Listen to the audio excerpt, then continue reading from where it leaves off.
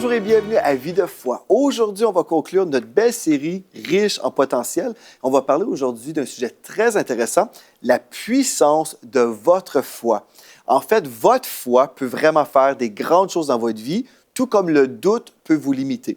Si on est dans le doute, bien, on va vivre ce que le diable veut pour nous. Mais si on croit Dieu, on croit sa parole, on peut vivre des miracles, on peut vivre la bénédiction de Dieu à tous les niveaux dans nos vies. Et puis aujourd'hui, ce qu'on va faire, on va juste revenir encore une fois à la parole de Dieu dans 1 Jean chapitre 5, verset 4, un texte très important quand on parle de la foi. Moi, je crois vraiment, cette semaine, on a vu plusieurs choses très importantes pour notre destinée, pour entrer dans notre plein potentiel en Christ. Mais de l'autre côté, on sait aussi que le diable nous tend toujours des pièges. Il veut nous neutraliser, il veut nous empêcher de vivre pleinement les bénédictions de Dieu. Mais aujourd'hui, on va s'arrêter, on va penser à notre foi en Dieu et notre foi aussi dans notre potentiel. Et oui, vous savez, on doit savoir qui nous sommes en Christ. On doit découvrir, comme on a vu hier, nos dons, nos talents, la passion qui nous anime, parce que Dieu promet qu'il va nous donner le désir de notre cœur. Donc oui, on doit se connaître, on doit aussi connaître notre potentiel pour relâcher notre foi, pour vivre les promesses de Dieu. Donc 1 Jean 5,4 nous dit « Parce que tout ce qui est né de Dieu triomphe du monde, et la victoire qui triomphe du monde, c'est notre foi. » Amen. Donc, ce qui va triompher dans ce monde, ce qui vous donne la victoire, c'est votre foi. Et vous savez que votre foi est alimentée par la parole de Dieu. La foi vient de ce qu'on entend, et ce qu'on entend vient de la parole de Dieu. Donc, je me nourris de la parole de Dieu, ma foi est bâtie, je suis en santé sur le plan spirituel, amen, et bien sûr aussi même dans le physique, selon le psaume 103, verset 3, le Seigneur nous guérit de toutes nos maladies, amen pour ça. Mais aujourd'hui, on veut parler vraiment de votre foi pour votre potentiel dans la vie. Vous avez vraiment beaucoup de belles opportunités, des opportunités dans le Seigneur. Vous avez des ressources vraiment extraordinaires dans le corps de Christ. Mais si je ne fais rien, si je vis dans le doute, et puis si j'ai une vision très limitée, je vais toujours être limité. Mais je peux enlever ces lunettes de limitation. Je peux ouvrir mes yeux spirituels, mes yeux même physiques et voir tout ce que Dieu m'a donné autour de moi. Et là, je peux être riche en potentiel, et non seulement être riche en potentiel, mais aussi riche dans mon expérience de vie. Donc, au lieu de simplement attendre que Dieu va faire quelque chose pour moi un jour, je peux constater par la foi que le Seigneur a déjà tout accompli pour moi. Donc, je vais relâcher ma foi et je vais commencer à vivre aujourd'hui dans les promesses de Dieu. Amen. Donc, la puissance de votre foi. J'aimerais attirer votre attention sur l'histoire de Caleb et Josué dans Nombres chapitre 13 au verset 25. Caleb et Josué sont deux personnages dans la parole de Dieu qui nous illustrent vraiment l'esprit de foi. Bon, on sait qu'il y avait les espions qui devaient aller voir la terre promise. Ces espions-là sont revenus vraiment avec un rapport très négatif, mais remarquez au verset 30, dans Nombres chapitre 13, verset 30, lorsque Caleb et Josué sont revenus pour faire leur rapport concernant ce qu'ils avaient vu dans la terre promise, Caleb fit taire le peuple qui murmurait contre Moïse. Il dit « Montons, emparons-nous du pays, nous y serons vainqueurs. » Donc, Caleb a déclaré des paroles de foi. Pourtant, au verset 27, juste avant, on voit ici « Voici ce qu'ils racontèrent à Moïse. » Donc, les espions sont allés et puis ils ont dit « Nous sommes allés dans le pays où tu nous as envoyés. À la vérité, c'est un pays où coule le lait et le miel et en voici les fruits. » Donc, oui, c'est vrai, Moïse, ce que tu nous as dit. C'est vrai que c'est un pays béni, mais, verset 28, « Mais le peuple qui habite ce pays est puissant. Les villes sont fortifiées très grandes. Nous y avons vu des enfants d'Anak, c'est-à-dire des géants. » Verset 29, « Les Amalicites habitent la contrée du Midi. Les Étiens, les Jébusiens et les Amoréens, habitent la montagne et les Cananéens habitent près de la mer et le long du Jourdain. » Donc, c'est vrai ce que tu as dit, Moïse, mais voici toutes les raisons pourquoi c'est impossible pour nous d'entrer dans notre terre promise. Aujourd'hui, peut-être vous croyez que c'est vrai, que vous avez un potentiel en Dieu, mais peut-être vous avez des raisons pourquoi vous croyez « c'est impossible pour moi, je ne viens pas d'une famille assez fortunée, je n'ai pas beaucoup d'influence dans ma vie, je suis dans une région éloignée par exemple, je ne rencontrerai jamais des personnes d'influence. » Bref, vous pouvez avoir toutes sortes de raisons, toutes sortes de choses qui vous limitent, des raisonnements humains, tout comme les espions qui étaient là. Ces espions disait la vérité, là. En fait, oui, c'était vrai que c'est un pays là où coulait le lait et le miel. C'est vrai, absolument. Et c'était aussi vrai qu'il y avait des géants dans le pays. C'était vrai aussi. Ils ont cru, en fait, les raisons qui les limitaient. Mais la foi véritable, la foi qui vous permet de vivre votre potentiel en Christ, c'est la voie de Caleb qui fit taire le peuple, en fait. Ça, c'est remarquable parce que des fois, on doit fermer la télévision, on doit raccrocher le téléphone, on doit fermer toutes ces voix qui nous disent que c'est impossible. Caleb fit taire le peuple qui murmurait contre Moïse. En disant la vérité, en fait, il murmurait contre Moïse, qui était le porte-parole de Dieu. Il murmurait contre la voix de la possibilité. Ils étaient toujours un écho de l'impossibilité. Au verset 30, il dit « Montons, emparons-nous du pays, nous y serons vainqueurs. » Voilà le décret d'une personne de foi. Nous y serons vainqueurs. Et nous, dans la Nouvelle Alliance, nous sommes plus que vainqueurs parce que Christ a déjà accompli à la croix tout ce que nous avons besoin pour vivre libre du péché. Alléluia. Donc, nous avons déjà été libérés du péché. Nous avons en Dieu une destinée. Dieu a placé un appel sur nos vies. On doit découvrir c'est quoi cet appel-là et ensuite répondre au Seigneur et dire « Oui, Seigneur, je réponds à ton appel et je suis plus que vainqueur. » Donc, je ne dirais même pas que je serai vainqueur parce que eux, c'était une victoire à venir. Mais notre victoire est dans le passé. Christ a déjà tout accompli pour nous. Si je crois la parole de Dieu, je crois que je suis vainqueur aujourd'hui. Parce que tout ce qui est né de Dieu triomphe du monde. Et ce qui triomphe du monde, c'est notre foi dans le Seigneur Dieu. Et au verset 31, où certainement, le texte nous dit ici, « Mais les hommes qui étaient allés avec lui dirent, « Nous ne pouvons pas monter contre ce peuple, car il est plus fort que nous. » Et ils décrièrent devant les enfants d'Israël le pays qu'ils avaient exploré. Ils dirent, le pays que nous avons parcouru pour l'explorer est un pays qui dévore ses habitants. Tous ceux que nous y avons vus sont des hommes d'une autre taille. Et nous y avons vu les géants, enfants d'Anak, de la race des géants. Nous étions à nos yeux et à leurs comme des sauterelles. Une chose très importante ici que vous voulez remarquer.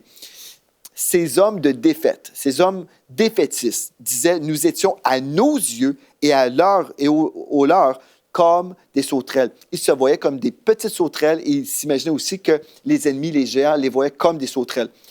Vous savez, vous pouvez être comme ces gens-là, ces gens incrédules et juste regarder aux choses dans le naturel, être réaliste. Mais les gens de foi font taire les voix de la défaite. Caleb dit non. Caleb a simplement dit, vous allez arrêter de parler, là, laissez-moi parler. Montons, emparons-nous de ce pays et nous y serons vainqueurs. Et aujourd'hui, j'aimerais ça vous dire que vous avez une puissance en vous, le Saint-Esprit qui est là, et Dieu vous a donné un dépôt, une mesure de foi. Cette foi peut être investie dans le Dieu Tout-Puissant. Si vous investissez votre foi dans ce Dieu Tout-Puissant, vous pouvez vivre le miraculeux en Dieu. Tout ce qui semble impossible dans le naturel peut devenir possible pour vous à cause de votre foi. C'est vraiment important. Si je crois, je peux voir la gloire de Dieu. Mais le diable va essayer de me limiter. Il va m'envoyer des porte-paroles du diable. Il va m'envoyer ces porte-paroles qui vont toujours essayer de me décourager. Dès qu'on prend un pas de foi, on peut dire, bon, je vais faire telle chose. Je l'ai fait. Et pas longtemps après, quelques jours plus tard, quelqu'un arrive pour me dire, c'est bien, mais peut-être tu peux faire ça. Peut-être tu peux abandonner telle chose ou ton idée de la grande percée pour d'autres choses. Vous savez, on peut se laisser influencer, mais Dieu nous dit, crois-moi jusqu'au bout. Amen. Donc, tout comme David aussi, un autre personnage dans la parole de Dieu, tout comme David, croyez. Et là, on arrive à un point très important que vous allez, je crois, saisir et qui va vraiment vous aider. Dans 1 Samuel 17, verset 26, il est écrit, David dit aux hommes qui se trouvaient près de lui, que fera-t-on à celui qui tuera ce Philistin et qui ôtera l'opprobre dessus Israël? Bon, je vous rappelle cette histoire. Vous avez entendu parler du géant Goliath qui était là, qui défiait le peuple de Dieu. Et David disait, mais c'est qui là qui va défier ce Philistin? Qui est donc ce Philistin, cet incirconcis, pour insulter l'armée du Dieu vivant? Qui est cet incirconcis? Mais qu'est-ce que ça veut dire? Mais pourquoi c'est important de mentionner ça, là? Bien, en fait, l'incirconcis égale celui qui est en dehors de l'alliance de Dieu. La circoncision était vraiment un signe que le peuple appartenait à Dieu. Amen? Donc, 1 Samuel 17, 45, il est écrit, David dit aux Philistins, « Tu marches contre moi avec l'épée, la lance et le javelot, et moi, je marche contre toi au nom de l'Éternel des armées, du Dieu de l'armée d'Israël que tu as insulté. » David, c'est un homme de foi. Mais c'est vraiment important pour nous aujourd'hui de comprendre que sa foi était ancrée dans le Dieu de l'Alliance. Votre foi est victorieuse aussi si vous placez votre foi dans le Dieu de l'Alliance. Et pourquoi j'arrive aujourd'hui en parlant de l'Alliance? C'est parce qu'il y a deux catégories de personnes. On retrouve des personnes qui sont perdues dans notre monde et nous retrouvons des personnes sauvées. Parmi les sauvés, on parle de tous ceux qui ont été pardonnés de tous leurs péchés, nous avons deux autres catégories. Nous avons des personnes de la foi et nous avons des personnes, même s'ils sont sauvés, ils sont dans le doute. Ils ne saisissent pas les promesses de Dieu par la foi. Ils sont plutôt passifs. Ils sont passifs au lieu d'être violents en esprit. C'est très important pour nous de comprendre ça aujourd'hui parce qu'on y arrive ici à une grande révélation. On arrive à une révélation qui peut vraiment changer toute votre vie. Les bénéfices de notre alliance maintenant. On a parlé de David, qui croyait dans le Dieu de l'Alliance. Et aujourd'hui, vous avez une meilleure alliance, une alliance supérieure à cause de Jésus-Christ. Remarquez bien, dans l'Ancien Testament, on va aller dans le psaume 91 au verset 7 et 8. Remarquez bien cette promesse glorieuse, que 1000 tombent à ton côté et 10 000 à ta droite, tu ne seras pas atteint. De tes yeux seulement, tu regarderas et tu verras la rétribution du méchant. OK, c'est une parole de protection pour ceux qui sont dans l'Alliance. Amen. Donc, vous comprenez que 1000 tombent à ton côté et 10 000 à ta droite, tu ne seras pas atteint. Imaginez si on croyait vraiment ça, qu'on croyait qu'à cause du Seigneur Jésus-Christ, nous sommes sauvés, nous avons été placés vraiment dans cette bulle de protection, une bulle de protection surnaturelle. Imaginez si on croyait vraiment ce texte-là. Bien, verset 8 nous dit, « De tes yeux seulement tu regarderas, et tu verras la rétribution des méchants. » Mais qu'est-ce que ça veut dire, ça, les méchants? Est-ce que c'est des personnes qui sont forcément très cruelles? Est-ce que c'est ça le sens du texte? Non. Le mot méchant, c'est le mot racha en hébreu, qui peut dire certainement un criminel, un coupable, celui qui est coupable de crime, quelqu'un qui est méchant ou hostile à Dieu. Mais aussi, le mot méchant veut dire coupable de péché envers Dieu ou envers l'homme. Donc, tu verras la rétribution des pécheurs, en fait. Vous voyez, il y a une différence entre les pécheurs et les saints de l'Éternel. Dieu a fait une alliance avec nous. Il a dit, en fait, que si on se tient à l'abri du Très-Haut, bien que 1000 tombent à ton côté et 10 000 à ta droite, tu ne seras pas atteint parce que nous connaissons le nom de Dieu, parce que nous sommes en alliance avec lui et lui avec nous. Donc, nous sommes vraiment dans cette alliance de protection surnaturelle. Mais, il y a une différence pour le méchant ou celui qui est coupable de péché. Aujourd'hui, je ne suis pas coupable de péché. Si vous êtes un enfant de Dieu, vous n'êtes plus coupable du péché parce que vous avez été pardonné de tous vos péchés, n'est-ce pas? Si vous croyez encore que vous êtes un pécheur, sauvé par grâce, à maintes reprises, on doit revenir là-dessus, mais si vous croyez que vous êtes un pécheur, vous avez besoin de comprendre aujourd'hui que le sang de Christ a vraiment pardonné vos fautes. Vous n'avez plus l'identité du pécheur. Aujourd'hui, vous avez l'identité du saint. Amen? Vous êtes le saint de l'Éternel. OK. Ce que vous devez comprendre maintenant, c'est que n'importe quelle personne qui n'a pas reçu le pardon de ses péchés fait partie de cette compagnie de pécheurs, de méchants. OK. Pourquoi c'est important de comprendre tout ça quand on parle de notre destinée, quand on parle de notre potentiel et de notre foi, dans notre foi pour vivre le potentiel de Dieu? Bien, c'est parce qu'on doit comprendre qu'il y a vraiment une différence entre le camp des personnes en dehors de l'Alliance et ceux qui sont dans l'Alliance. Quand je comprends que je suis dans l'Alliance de Dieu, ce qui se produit, c'est que là, je peux vivre le potentiel parce que je relâche ma foi pour vivre la protection divine, pour vivre la faveur de Dieu. Je suis en train de me positionner dans la foi pour vivre différemment. Donc, je veux vraiment vous aider à comprendre. Vous avez un potentiel en Dieu. Vous êtes riche en potentiel. Vous avez reçu des paroles prophétiques sur votre vie. Dans la prière, vous avez vu des choses. Vous avez vu, peut-être vous êtes appelé à chanter, peut-être appelé à prêcher. Vous êtes appelé à construire des orphelinats. Peu importe, vous avez reçu de Dieu une vision, elle est claire, elle est précise, vous êtes rempli du Saint-Esprit, donc vous êtes influencé par le Saint-Esprit, vous savez que Dieu va vous donner le désir de votre cœur. Amen. Mais, même si vous avez cette belle vision, le diable peut arriver pour essayer de vous neutraliser, vous empêcher par le doute, oui, c'est certain, par des influences négatives, mais aussi peut-être, il veut arriver et écourter vos jours sur terre. Il veut peut-être essayer de vous tuer par une maladie. Il veut vous dérouter par la dépression. Bref, le diable peut essayer de vous empêcher d'entrer pleinement dans votre destinée et vivre votre potentiel. Vous me suivez? Donc, c'est très bien, j'ai ma vision, mais le diable veut m'empêcher aussi.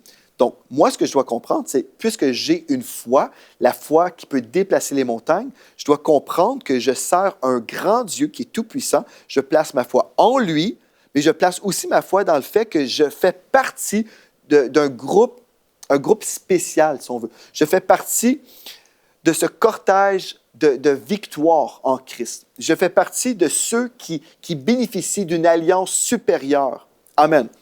Et là, vous verrez pourquoi. Pourquoi c'est important pour moi de comprendre ça? Parce que si je crois que je vais vivre comme ce monde, que je vais vivre les horreurs de ce monde, si je ne suis pas renouvelé, je peux avoir un grand potentiel et permettre à plein de choses dans ma vie. Je peux permettre aux attaques du diable dans ma vie. Je peux dire, ah bien, je fais partie de la race des hommes, hein, que voulez-vous? Je suis juste une personne normale et puis bon, je pensais que j'avais un potentiel en Dieu, mais je fais partie des hommes mortels, n'est-ce pas? Je suis simplement une simple personne. Non, c'est faux de croire que vous êtes une simple personne. Si vous êtes né de nouveau, le Saint-Esprit vous habite. On revient à notre première émission. La première émission, c'était la révélation que Christ était en nous.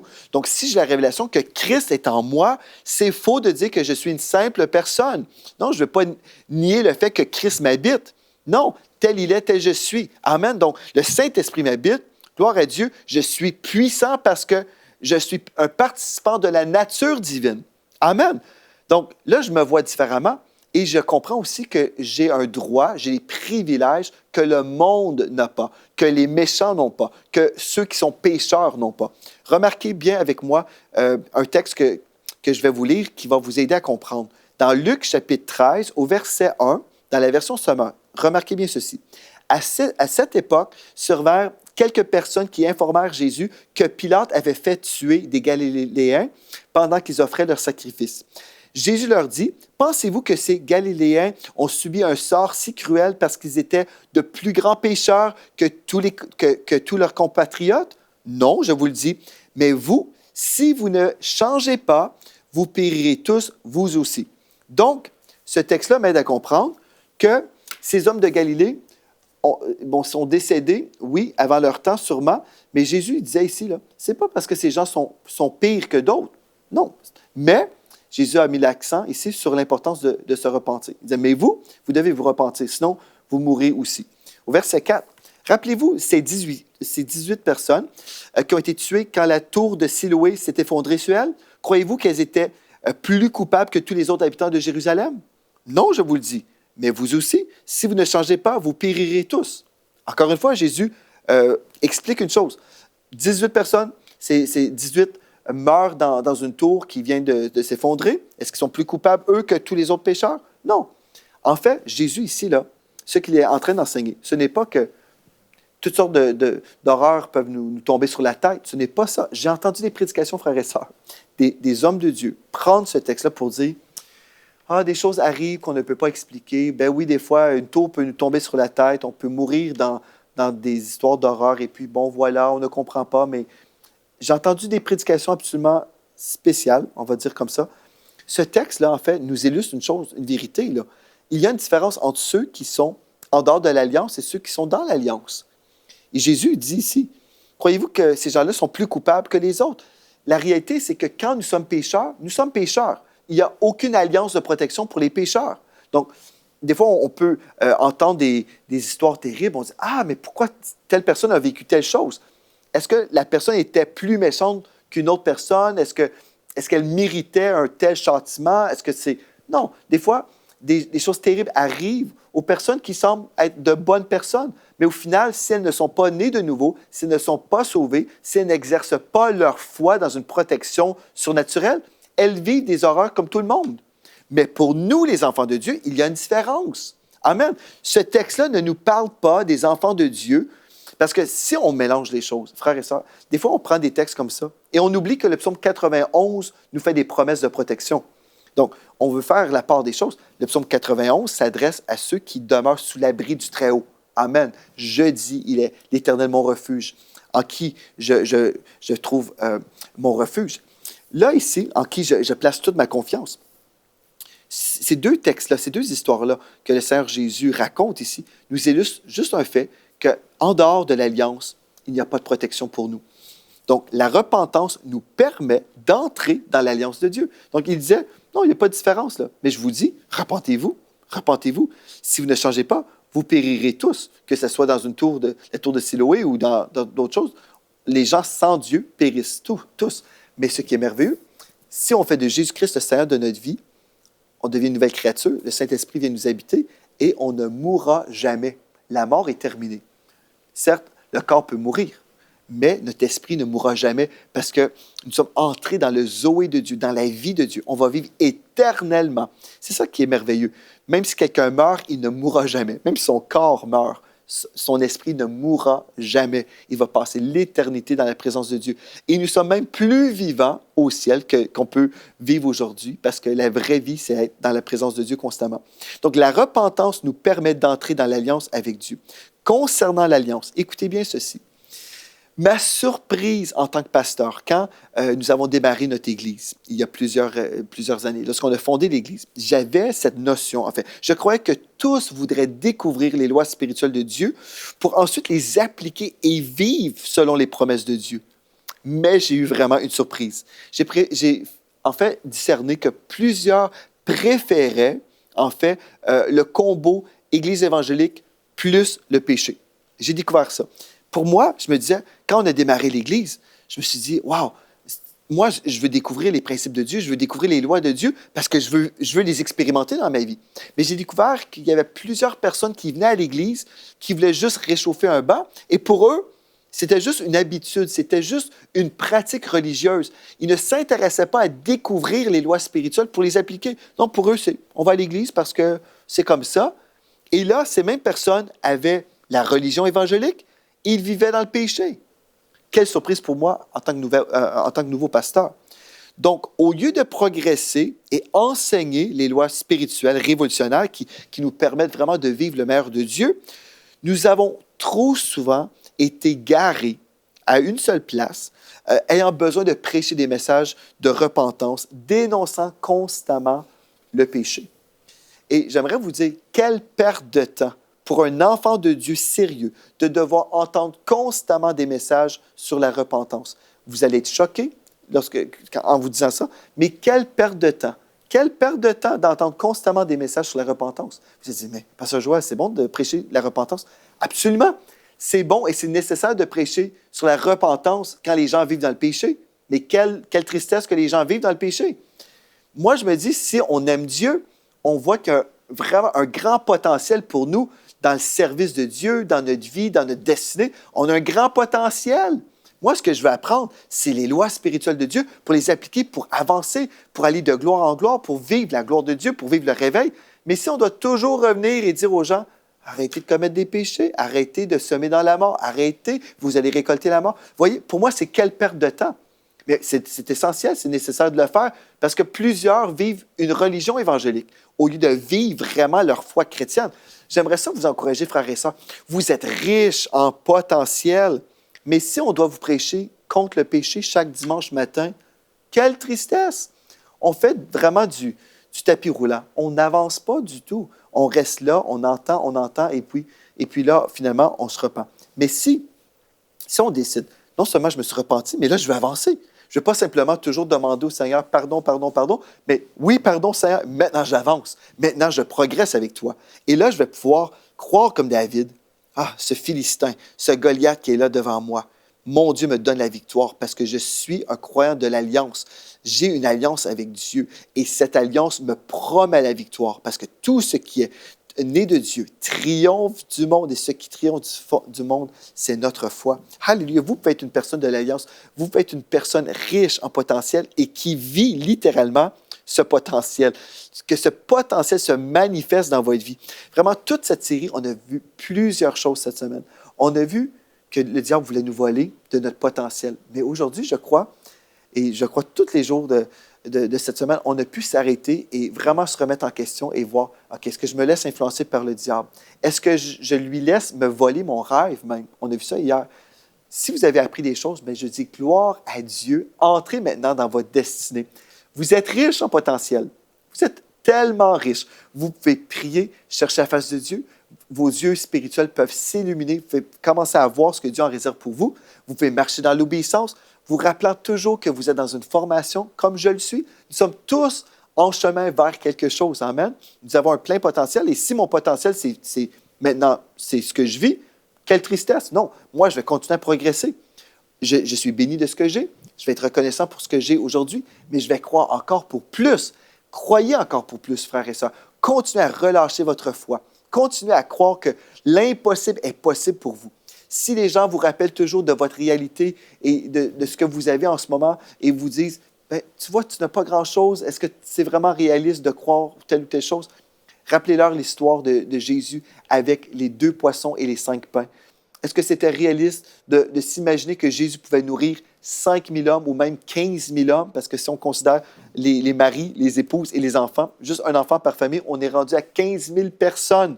Est-ce que c'est réaliste de croire que Jésus pouvait prendre 5 pains, 2 poissons et nourrir une multitude? Ce n'était pas réaliste. Donc, les choses de Dieu ne sont pas réalistes. Mais avec les yeux spirituels que Dieu nous donne et la foi qu'il a déposée en nous, avec cette mesure que nous avons, nous pouvons croire à l'impossible. Nous pouvons croire que nous sommes riches en potentiel et non seulement riches en potentiel, mais maintenant, nous pouvons aussi croire que Dieu va accomplir les rêves qu'il a déposés dans nos cœurs. Comme nous croyons, nous verrons la gloire de Dieu. Et je vais vous encourager cette semaine. Croyez de tout votre cœur. Continuez à déclarer la parole de Dieu. Méditez sur Josué, chapitre 1, versets 8 et 9, comme on a vu ensemble hier. Méditez. Vraiment, entretenez-vous spirituellement. Cultivez la sainteté, comme on a vu cette semaine. Cultivez ces choses qui vous ramènent toujours plus proche du cœur de Dieu. Et quand vous allez faire ça, vous verrez un jour, dans pas si longtemps, vous réaliserez en fait que le Seigneur a fait des merveilles pour vous. Vous pourrez dire, ah, mon Dieu est tellement bon. Et ce que je vis aujourd'hui, c'est le résultat de ma foi dans la parole de Dieu, ma foi dans le potentiel que Dieu a déposé en moi. Parce que j'ai cru un jour que j'étais riche en potentiel. Gloire à Dieu. Merci d'avoir été là avec moi cette semaine. Si vous avez été béni, vous avez un témoignage à me partager, écrivez-moi à videfoi@emctv.com. Donc, videfoi@emctv.com. D'ici la prochaine fois, merci d'avoir été là et soyez richement bénis.